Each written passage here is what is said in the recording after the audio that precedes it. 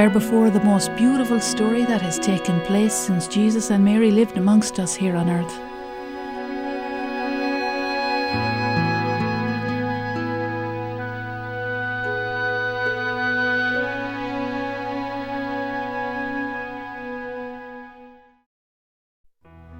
Where is Garabandal and what is it?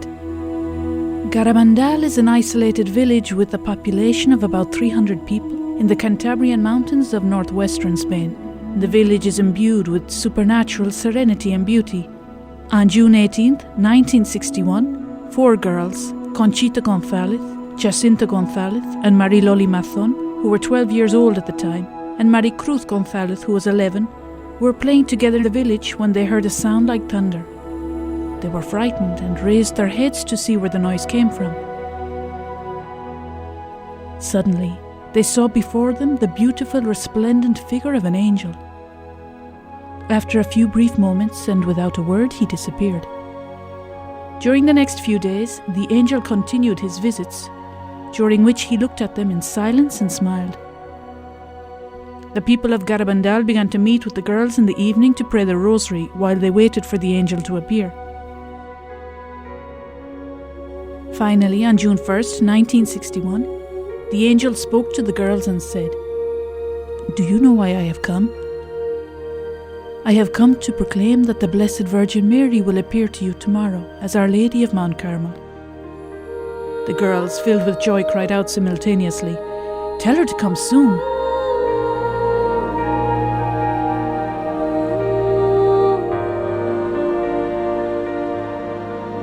On June 2nd, in those days the feast day of the Visitation, at around 6 p.m, the girls were in the calleja, a stone path, when the Blessed Virgin appeared to them with the child Jesus and 2 angels. The girls recognized one of them as the angel who had appeared to them previously, who was later identified as Saint Michael the Archangel. The other was almost completely identical. Above the Blessed Virgin, to the right, there was an eye which the girls called the Eye of God. Without fear, the girls began to speak with the Blessed Virgin. They told her about their families and the work they did in their houses or in the fields, and the Blessed Virgin Mary smiled at them. Conchita said that it was as if her own mother had been gone on a long trip and had just come home. They prayed the rosary with the Blessed Virgin, who taught them to pray the rosary well. When the Blessed Virgin said she had to leave, the little girls pleaded with her to stay. To console them, she promised that she would return the following day. She did return, not only on the following day, but on hundreds of occasions, sometimes appearing several times during the day or the night. The girls knew when Our Lady was going to appear to them, thanks to what the girls themselves called the llamadas, or interior calls. They received 3 interior calls, in which they experienced an increasing joy that preceded and announced the apparition. After the 3rd interior call, the joy was so intense that they began to run from wherever they were towards the place of the apparition. They arrived almost simultaneously and fell onto their knees abruptly in an ecstatic trance. In August of 1961, the girls began to walk during their ecstasies.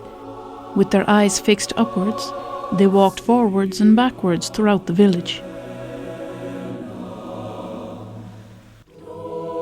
During the first apparitions, the girls offered pebbles to the child Jesus, whom the Blessed Virgin sometimes brought with her, because they wanted to make him laugh.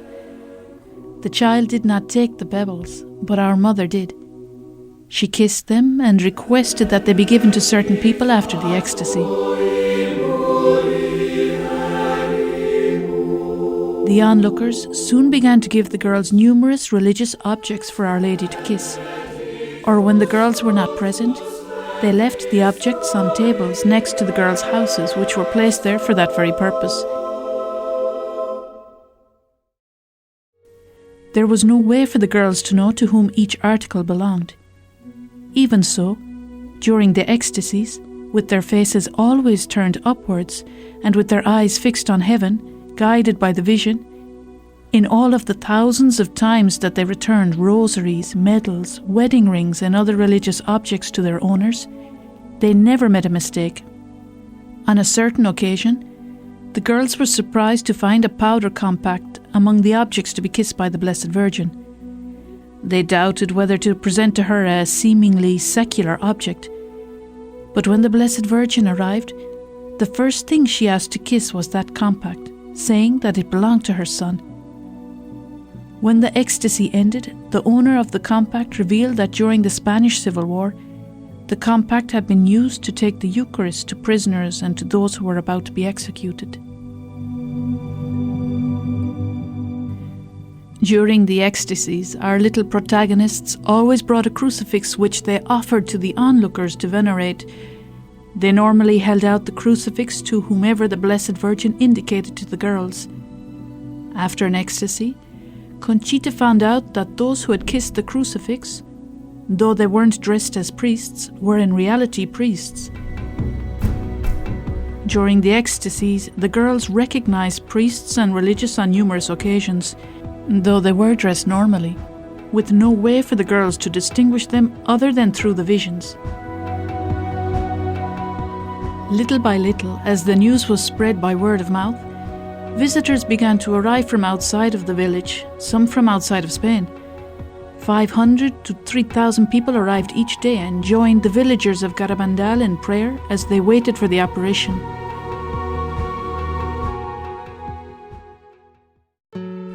Soon many priests and doctors approached the girls during the ecstasies with the intention of judging whether the apparitions were genuine. Some of the first to arrive in the little mountain village were prestigious theologians, teachers, diocesan priests and religious, some of whom held important positions in the church. They carried out their theological and doctrinal investigations and examined the girls' lives. They concluded that the girls were perfectly healthy and well-balanced. They did not crave attention, though at the same time, they had not completely overcome their childish ways, which emphasizes the fact that they were completely normal. They verified that in the months of the apparition, the girls did not neglect their educational obligations, housework, chores, or labor in the fields. Though during the apparitions, the girls sometimes stayed in vigil until early in the morning, suffering the harsh weather, rain, cold, and snow. The Blessed Virgin often repeated to them that they should be obedient to their parents. She also encouraged them to make sacrifices, especially for the holiness of priests, and so that those priests who waver might persevere. She taught them to detest sin and helped them to form their consciences by responding to the thousands of questions the girls asked her. The girls affirmed that after seeing the Blessed Virgin Mary, they yearned to love Jesus and Mary more, and to tell everyone about the Lord and His Most Blessed Mother.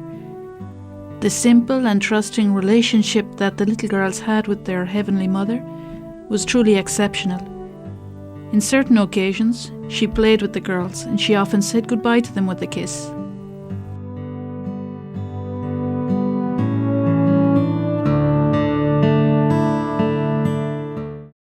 The doctors were astonished to see the strange physical phenomena that accompanied the ecstasies, during which they had absolutely no sensitivity to pain. Even when people poked them with needles or burned them with cigarettes, their bodies acquired extraordinary weight which made it impossible to pick them up or even to force them to make the slightest movement.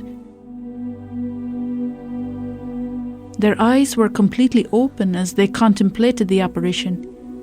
Yet when cameras flashed, or onlookers shined powerful lights into their eyes, their expressions did not change. They ran towards the site of the apparition and got there before everyone else, including the strong and healthy young boys. And while the rest of the people arrived sweating and out of breath, the girls arrived without any signs of physical fatigue. They fell hard onto their knees on the stones without hurting themselves. They walked forwards and backwards during the ecstasies on the poorly paved streets of the village, or even cross-country, with their heads completely raised and their eyes constantly fixed upwards. Though they were totally unable to see where they were going, they never fell or tripped.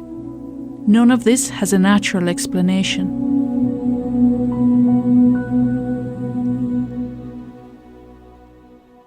Amongst Amongst the many priests who went to Garabandal to study the events was Father Luis Maria Andreu, a Jesuit.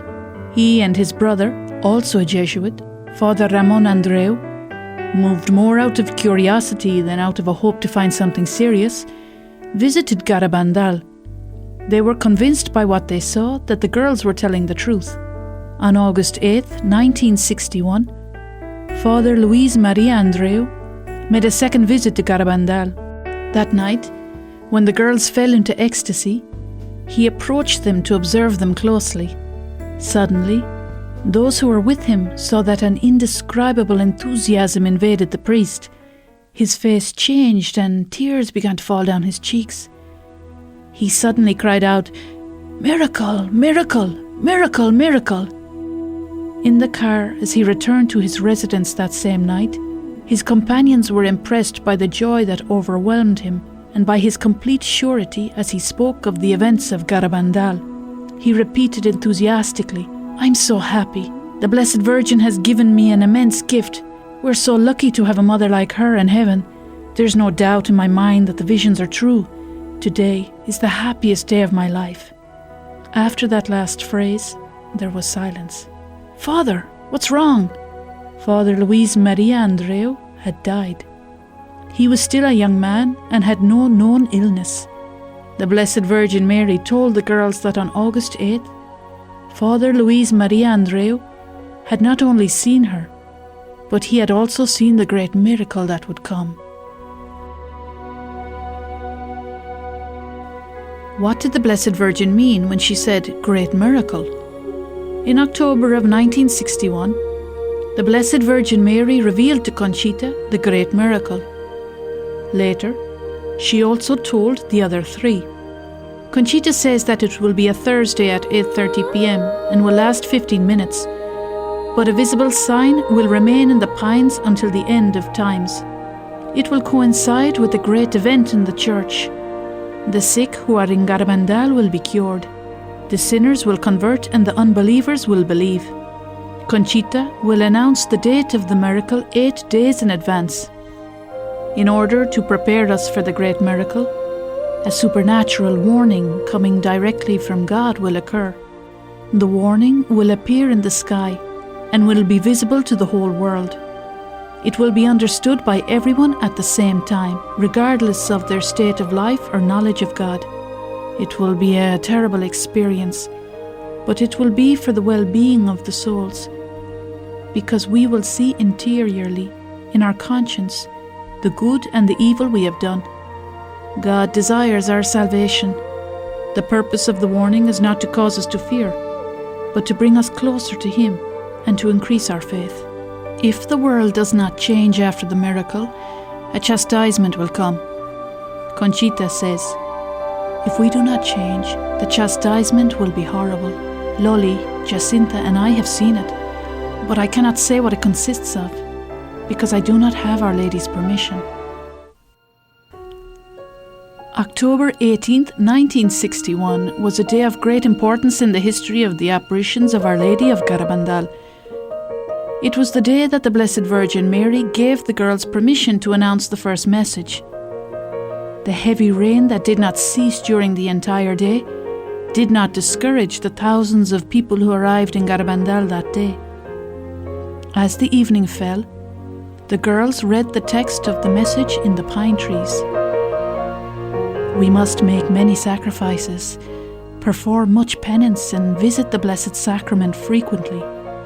But first, we must lead good lives. If we do not, a chastisement will befall us. The cup is already filling up, and if we do not change, a very great chastisement will come upon us. With the simplicity of a mother, Our Lady gave her children the advice that they needed to hear for the good of their own souls. If we don't choose the way of the cross, if the Eucharist is not the centre of our lives each day, if we are not good, if we do not convert, the Lord will have no choice but to intervene to make us understand the importance of what is at stake, our salvation.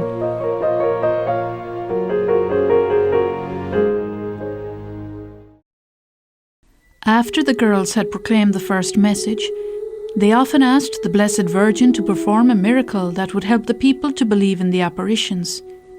When there was not Mass in the town, St. Michael the Archangel would bring the Eucharist to the girls so that they would not miss communion. One day, St. Michael told Conchita that on a certain occasion he would bring her communion, and the host would become visible on her tongue. Conchita did not think it was a very impressive miracle, because she thought that the host was always visible to those who were present. Conchita announced the date of the miracle 15 days in advance. When the awaited day arrived, there were hundreds of people in the village. The miracle took place on July 19, 1962 at 1:30 a.m. One of the main concerns of the Blessed Virgin in Garabandal was to help us to grow in our love and veneration of the Eucharist. In that sense, it is fitting that the miracle was precisely a Eucharistic miracle. One of the witnesses was able to record on video the brief seconds in which the white host appeared in Conchita's mouth.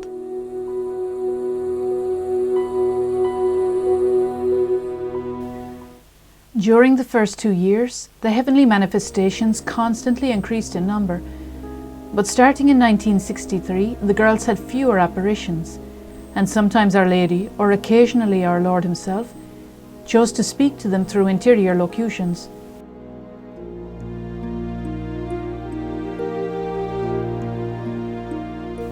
Despite all of this, pilgrims continued to come to Garabandal in great numbers, and many of the pilgrimages came from outside of Spain. The little village in the mountains received visits from important church figures, reporters from important news agencies, diplomats, entrepreneurs, writers, etc. Notable conversions and healings both of a physical and spiritual nature took place in Garabandal. Our Lady of Garabandal is specialized in healing hearts and souls.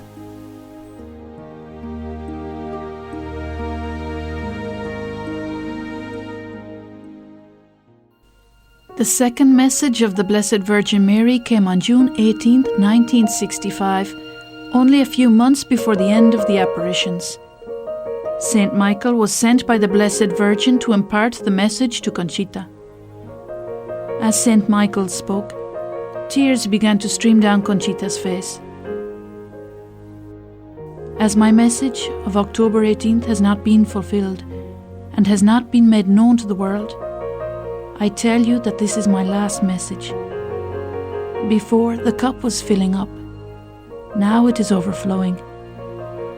Many cardinals, many bishops and many priests are on the road to perdition and are taking many souls with them. Less and less importance is being given to the Eucharist. You should turn the wrath of God away from yourselves by your efforts. If you ask for His forgiveness with sincere hearts, He will forgive you. I, your mother, through the intercession of St. Michael the Archangel, ask you to amend your lives. You are now receiving the last warnings. I love you very much and do not want your condemnation. Pray to us with sincerity and we will grant your requests. You should make more sacrifices. Meditate on the Passion of Jesus.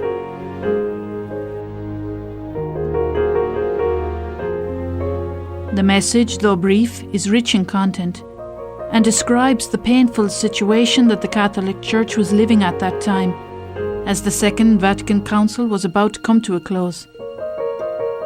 Several months after this message was proclaimed, Pope Paul VI published the encyclical Mysterium Fidei, in which he expresses his grave concern for the doctrinal confusion regarding the greatest treasure that the Church possesses, the Eucharist.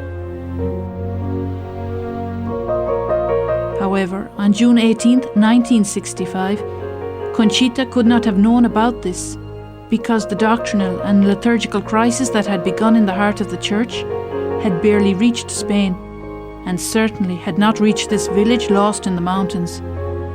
Either way, the great crisis which occurred among the priests was unthinkable.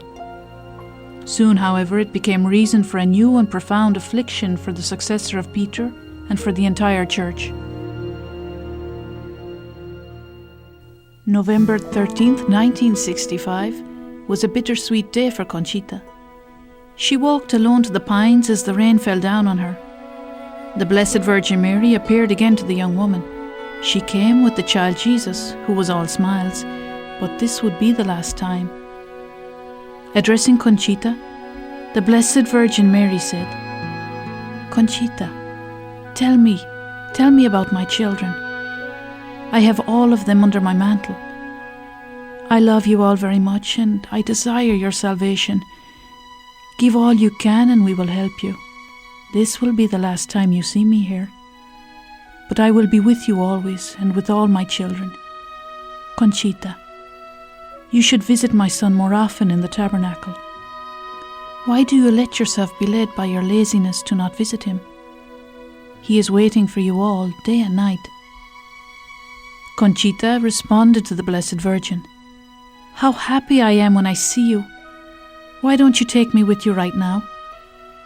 She answered, "Remember what I told you on your Saints' Day? When you present yourself before God, you must show him your hands filled with the good works you have done for your brothers and for the glory of God.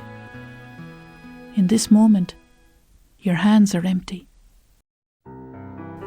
Those words marked the end of the visible manifestation of Our Lady in Garabandal. The happy moments the girls had spent with their Heavenly Mother had come to an end, but they continued to feel her presence and the impression she had made on their souls. Conchita said that the apparitions left my soul full of peace and joy and gave me a great desire to overcome my defects and to love the Lord and His Most Holy Mother with all my strength. Our Heavenly Mother wants to leave that same impression on all of our souls. The certainty that we have a Mother who is close to us and who looks after us. The desire of conversion that is born in our souls through meditating on the Passion. Love and veneration for the Eucharist, the greatest gift that the Church possesses. The Blessed Virgin Mary will forever be with all of her children. She promises to us the same thing that she promised to Conchita in that last apparition. "We will help you. I will be with you always, and with all of my children.